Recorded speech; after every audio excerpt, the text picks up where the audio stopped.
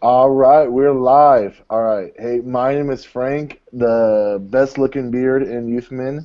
And we got here, ouch, what was that? We got here Ben and Keith, and we are excited to start off the new year with a roundtable. And what we're going to do, hopefully, Lord willing, is every Monday around 3:20, a group of youth pastors will get together right here live to discuss youth ministry issues, youth ministry things, as well as just have an overall good time just hanging out with each other. So we are excited. New year, new goals, same youth ministry, and we're excited to do this. Yeah. Yeah, and we got some exciting new things. I think they should be showcased. We got a January bundle that we're going to be doing every month of just something that ideally is going to be perfect for part-time youth pastors, volunteer youth pastors to just $20 get it and have a month's worth of youth ministry resources. So we got that up for January. And also a new site that it's not really a youthmin.org thing. It's more a church-wide thing. There's no one person really responsible for it, but nomoreclipart.com is going to be a site that takes the best qualities of Unsplash, the free, royalty-free stock photos that anybody can use for anything that you want to do, and mixes that with another site we love called lightstock.com that is all Christian stock photography. It kind of was birthed out of the idea that churches break the law every week in the stuff we put in our bulletins, the stuff we post on Instagram. Just there's no respect for copyright, intellectual property. And so we really want to make this a website that gives churches no excuse to break the law, no excuse for bad design, but really no excuse to steal other people's intellectual property and all that. So that's going on every 10 days. There's 10 new photos, so I think Wednesday is the next day. Check that out, nomoreclipart.com. And Keith, what are we talking about today? Yeah, well, I just wanted to say that I have been guilty of bad design and copyright infringement in my career, so please don't say that. Yeah, no, I've learned the error of my ways, so I'm glad for sites that offer good stuff like that. So today we're going to talk about this kind of overarching philosophy question, which is how much should the vision of your youth ministry line up with the overall vision of your church? I know sometimes it's kind of I don't know, it's easy to fall into the trap of kind of doing youth ministry in your own silo. And so should those things line up? Should they be the same, or should they kind of be separate? So I'll let you guys kind of jump in on that question, and we'll go from there. Yeah. Why don't we first start? Like, do you guys have mission or vision statements for your youth groups? Yes. Yeah. All right, so the follow-up question that I thought was implied. What are they? Ours is part of our. It's just our discipleship strategy, which is connect, worship, grow, serve, and our goal is that as a ministry we exist to connect students to Christ, to teach them what it means to worship God with their lives, to equip them to grow in Christ, and to challenge them to serve others. So we think that helps a student make sense of like what the next step is in their faith. Like, not just meeting Jesus, but then what's next? Oh, I learned to worship Him. Oh, okay, now what do I do with that? Okay, well, I need to grow. I need to not be stagnant. And then once I've begun growing in Christ, how do I live that faith out? It's by serving others. So it's kind of a natural progression, I think. Yeah. Sorry, I wasn't trying to be not interested in what you were saying. It's because I always remember when I think about mission or vision statements for youth ministry, like so often you see the exact quote taken out of Purpose-Driven Youth Ministry by Doug Fields that, like, I feel like that's the generic youth group mission statement, and I don't think that was his intention with it. So I was going to compare yours to that, Keith. Yeah. I've not read that book all the way through, so... That's like chapter. That's heresy. That's like, but that's like that mission statement thing. I was like the first two chapters or something like that. When I got here, that was the first thing I wanted to do because I'd never done that. Like in my last church before I got here, we didn't have a purpose mission statement. We were just kind of like running around, just trying to be like Jesus with no goals. And so when I got here, I was like, one of the first things I want to do is find a mission statement. What I wanted to do is kind of a little different than a lot of people. I read Doug Fields' book on the plane to here to kind of refresh my memory of what he has to say about youth ministry. I read a couple other youth ministry books, but what I wanted to do was read other churches' mission statements or purpose statements, whatever, about their church of people who I respect, and see how I can translate that into a student ministry purpose statement. And so, as I was looking it up, I just straight up jacked one that I thought was excellent, and it was the Village Church's purpose statement. Matt Chandler's church has. I'm all about gospel-centered stuff, gospel-centeredness, and their mission statement is kind of what I just kind of took on as our youth group's mission statement, which is narrow student ministry exists to bring glory to God by making disciples through gospel-centered worship, gospel-centered community, gospel-centered service, and gospel-centered multiplication. And so whether it's worship, multiplication, community, and service, all that stuff that we do expounds and comes out of a gospel-centered mindset. And I loved it so much that I took copyright infringement and broke the law and took it on as our own. So I stole from Doug Fields, and you stole from Matt Chandler, yeah. Sensing a theme to this roundtable. So, Ben, who'd you steal from? Well, what I was going to say is, I don't know if ours is necessarily the classic purpose statement, mission statement, vision statement. I'll get to that in a second. But our whatever statement that we have, same one that I stole from myself, then I guess, because it's the same one that I had at our last youth group in Boston, of just to make Jesus Christ known and see lives change, to change lives. And because it covers it of, we want to see students come to a real relationship with Jesus Christ, because we know that when they do, their life is going to be markedly different. And when their life is markedly different, it's going to change other people's lives. So that's it. We didn't throw in all the, like, we want to worship and equip. And so all of that, like, is mine a mission statement and yours a vision statement? Or, like, what's the difference? How would you guys define the different quirks, I guess, of a mission, vision, purpose statement? Yeah, I've always felt like that is such a subjective thing, like the difference between a mission and vision and all that other stuff. I like, one thing I was always kind of like hardcore about was like, man, the worst statement ever is love God and love others. I think it's so dumb and so cheesy. But I found myself I just got back in the retreat, and I was, we were in our series about misfits, and I used the phrase love God and love others because it kind of just exemplifies that if you can love the Lord your God with all your heart, mind, soul, and strength, and love others, like that kind of encapsulates any kind of mission statement and purpose statement you have. Now I just don't do it because I want to be a hipster about it and not be like everyone else.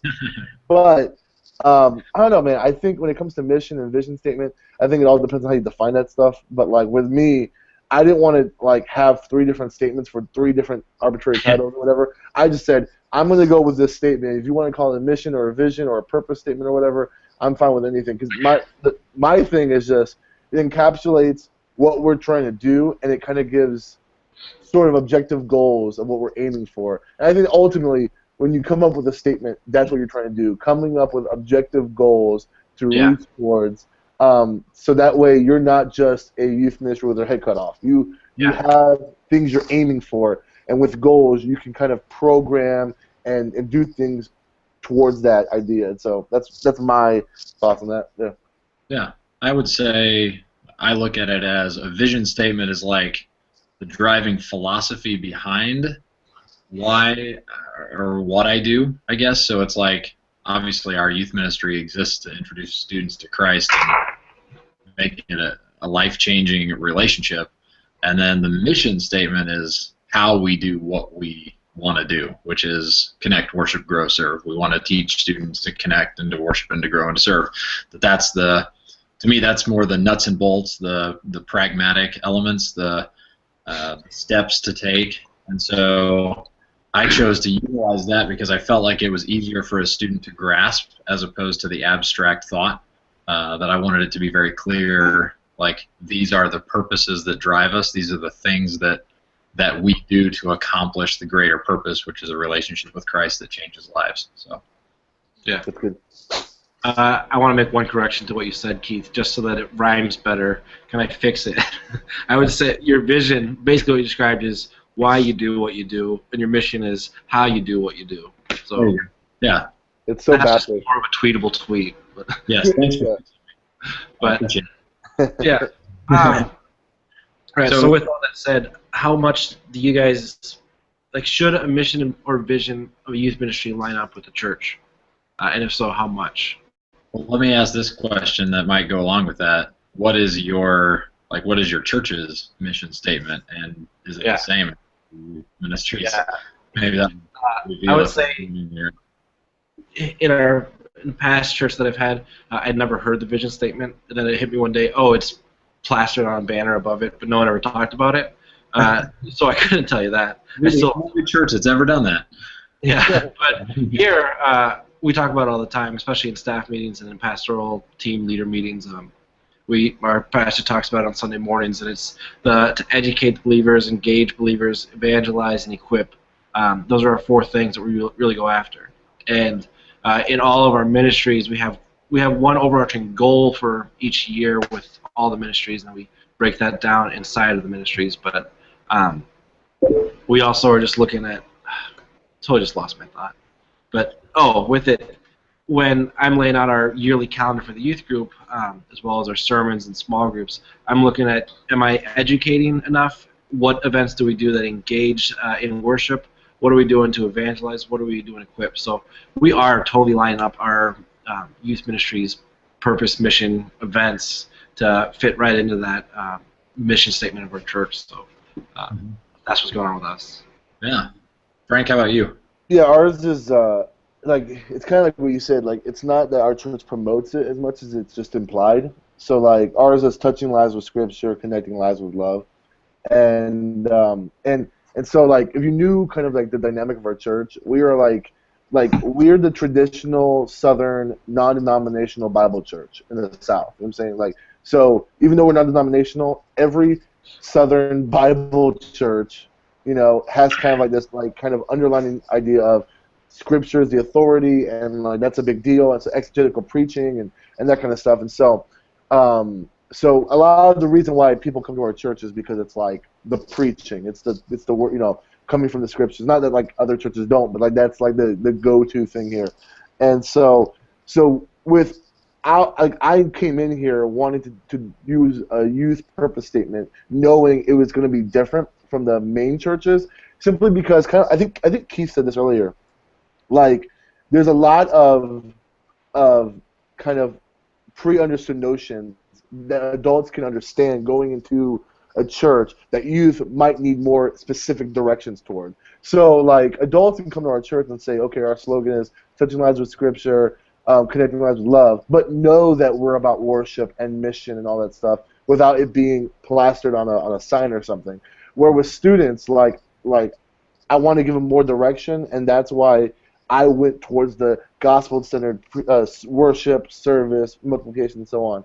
And so in this context, in this situation, like in this question, where normally I would always say the youth ministry needs to always submit to the big church in general, because if we don't, we can create a baby church within the church that can be really unhealthy for our youth group, because when they graduate, they realize adult church is nothing like youth group, and then they're disenchanted and disenfranchised, and then they leave. But I think when it comes to your purpose statement, I think it's okay to kind of create your own and have that more specific for this context, so that they're kind of like, when they graduate and move on, they have their bags packed and they're like, okay, I've understood this. So as I go on to the main service or I go on to wherever I go, they understand that as Christians we're supposed to be gospel-centered in our worship and our service and our multiplication and everything. But I can go into another church or go into our main church, even though it's a slightly different slogan or tagline. It's still like the main purposes are there, And so usually I'm always like, hey, don't try to deviate too much from the main church or try to be like a renegade. But in this situation, I think it's okay, because it's healthy, I think, to kind of contextualize for students. Right. Yeah. Yeah, I mean, I don't think any of us would frown upon a children's minister who took the words educate, evangelize, edify, and changed them to be like teach, learn, learn, that kind of stuff. Like, sometimes in just context, you're recognizing like, hey, a 6th grade student may not be able to totally comprehend this thought, or this isn't a word that they would ever utilize, or they'd have to go look it up to even understand what it means. Right. So, but yeah, I think what you're saying, if I'm hearing you right, is it can be kind of your own twist, but in general, the purpose and the direction is still the same. I mean, ultimately, like, I think if you're within your church, like here's what I'm saying. If you make a purpose statement that your senior pastor could change it to, you know what I'm saying? Like, your senior pastor would say, I'm going to change our purpose statement to this now. Like, if your senior pastor could say that, or your elders could say that, then I think you're safe in that realm. Now, if you're like, your purpose statement is like, our only goal is to reach, widows, and we don't do worship, and we don't even, like, baptize people. We just feed orphans and hang out with widows. Then, like, you might be, like, hurting your youth group because you're not expanding on worship and missions and evangelism and other things if it's so radically different than what your church would accept. Does that make sense? And so like, I think, like, your purpose statement ultimately will fit under an umbrella that your main church would approve of and would do, but it can be worded differently and maybe even focused on separate things. Like, for example, like, a church could say, we want to be a giving church. Well, youth can't give. A lot of them don't have jobs. And even if they did have jobs, it's not enough for them to give like 10% to tithe or whatever to the youth group. And so that's the contextual thing that we don't apply to student ministry that we apply to adult ministry. Does that make sense? And so whatever it is, it's like it can be umbrellaed under the main church's vision and mission, but it can be worded and even kind of geared towards different things towards the students. Yeah. Here's a question, though, Frank. Sorry, I don't know if you had something, Keith. To go inside, because something you said in the thread on the Facebook community a few weeks ago, like, I was like, man, I love that. It was about the, like, do you preach exegetically and all that stuff, and you were like, if your students are going to hear a different style of sermon in youth group than church, like, you're doing them a disservice. Right. And I'm totally right there with you. Totally love that. And even what you're saying here, like, your youth ministry needs to be part of the church, that, like, if it's going to be a separate thing, whatever. You don't want to disenfranchise, do whatever you can there. But with that, why can't we tithe in youth group? Why can't the students tithe? Of, like, the sort of biblical idea of 10%, and this is a whole other roundtable, so I don't want to get too off topic here, but why can't students tithe? Why couldn't that be part of our mission, to see students actively giving? I know today in the Facebook community someone talked about the active water that Keith suggested, or charity water, things like that. Why couldn't that be part of our mission or purpose, to get students to start tithing at a young age? I think that's a great idea, and if you could come up with a philosophy to do it properly, I'm going to steal it and do it in my youth group. I've just seen, like, in most youth ministry contexts, like, and like, that is I don't want to say disservice, but, like, that is one area where it's a clear distinction between the adult worship and the youth worship. Is the part of worship through giving. And I wish, I think a lot of times we kind of substitute worship through giving because we just kind of use our students as, like, child labor to go work in the children's ministry, and that's their giving, that's their tithing, because they're serving their time. But then you have an issue of they're never going to the worship service because they're always with the toddlers. But that's a whole other discussion that we have to deal with. But I don't know. I want to see it. I would love to see students be able to give. And at least in my context, what we do is we do semester, like, not fundraisers, but, like, service projects where it's like we ask kids to give towards, like, kind of like the charity water thing. As it's not going to be like every Wednesday night we pass a plate, but, once a semester we say, hey, this is the cause we're going to support. Start collecting pennies in jars or whatever, or sell some candy bars. I don't know. There's different things. And we teach the students to give through that. You know what I'm saying? But I don't know. If you can come up with a way that you can consistently teach on Wednesday night kids to give as an offering, so it can add to your student budget that doesn't involve, like, trading chocolate and candy, I'm all about that, and I want to be a part of that future of youth ministry. But I just don't. I think that's why youth ministry budgets are needed, because we don't see students tithe and give. But that's needed to be taught, because college students are terrible givers. And we see that probably most people don't give until they're, like, late 20s, early 30s, and that's a problem. So yeah.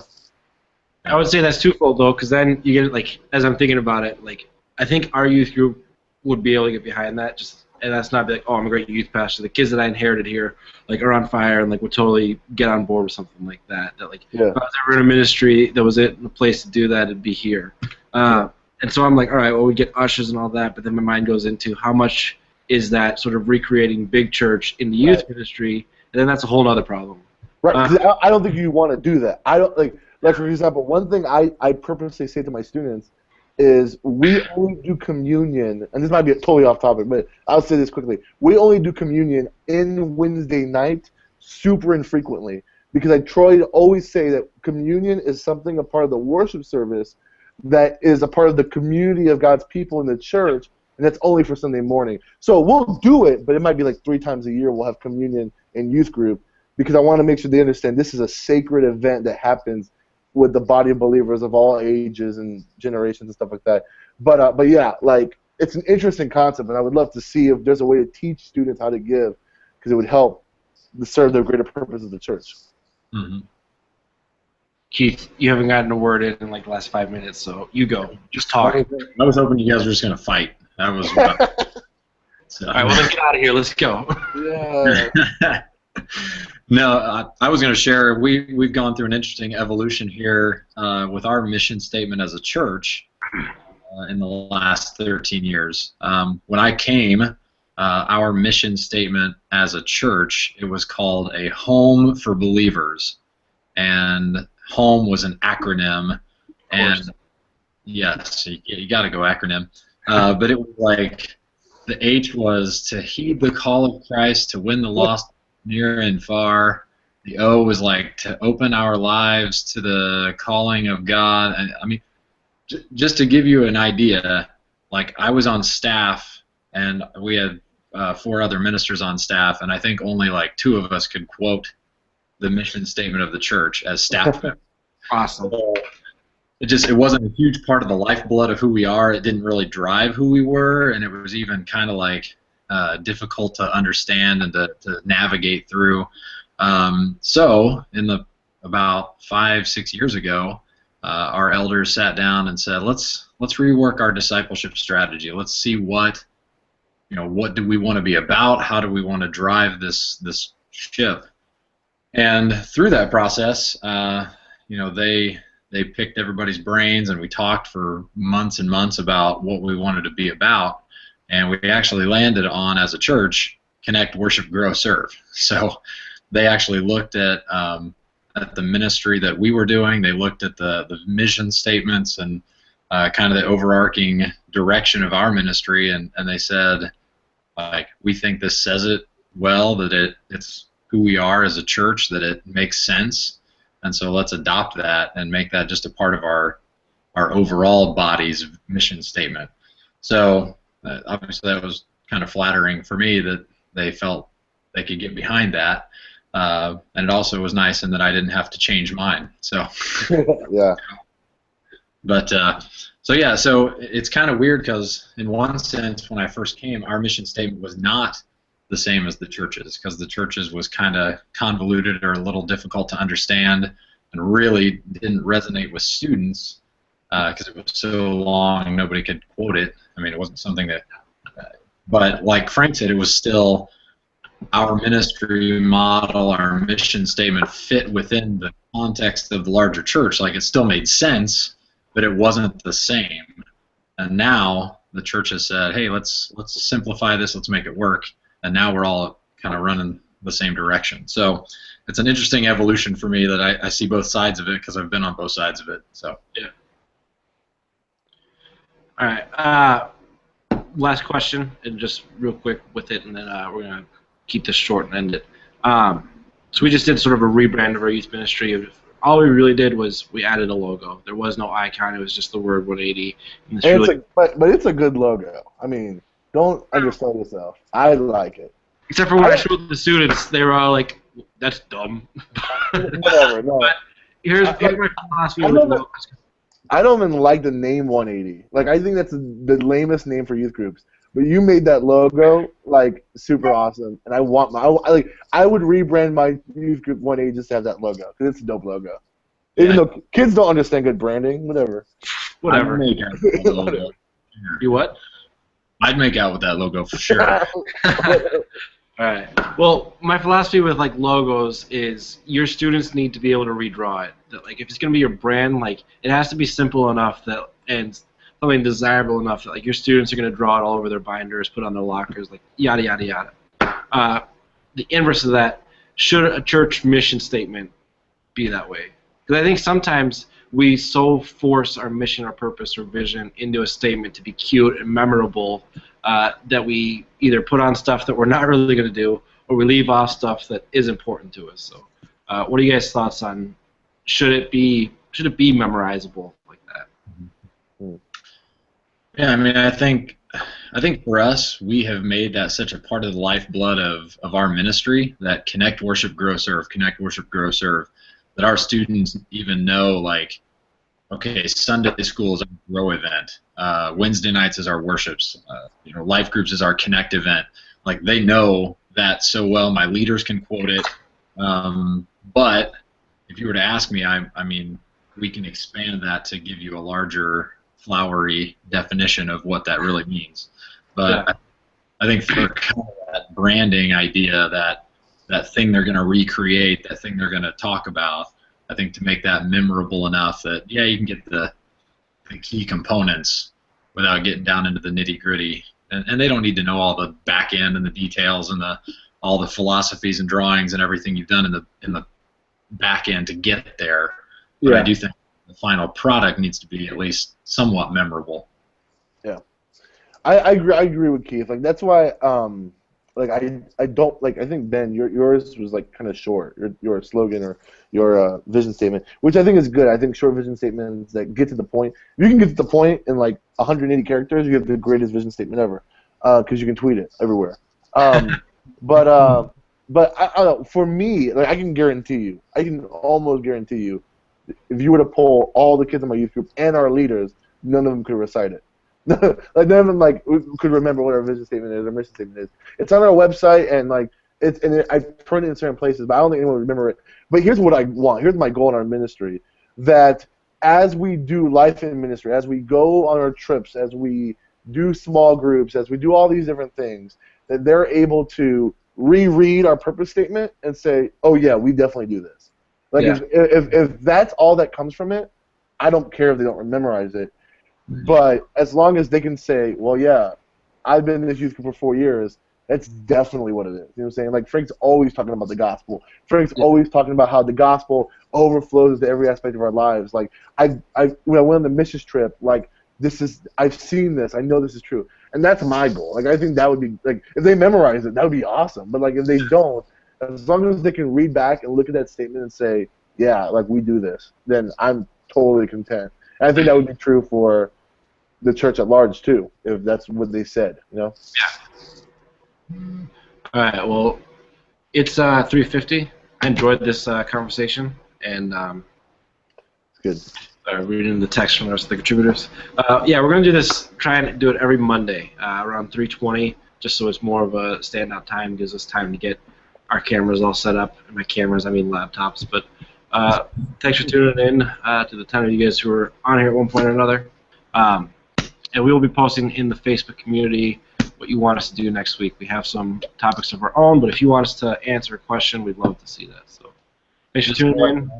Check out the January bundle. Visit nomoreclipart.com. Videosforstudentministry.com. What? Videosforstudentministry.com. Yeah. Nomoreclipart.com. Youthman.org. I'm at 450, so I'm from the future. That's what I want to do. Right. How is it up there? It's really cold, is what it is. In the future? Yes, it's like -11. It's super cold in the future. Yeah, I made the awesome mistake of walking out of my house without a jacket today because I was like, it's not that cold. It's all sunny and stuff. And I got in the car and it was like 0 degrees. I was like, dang it. I mean, I felt it before I got in the car, but. All right. All right, you guys have a good week. Yeah, man, have a good one. See you, dudes.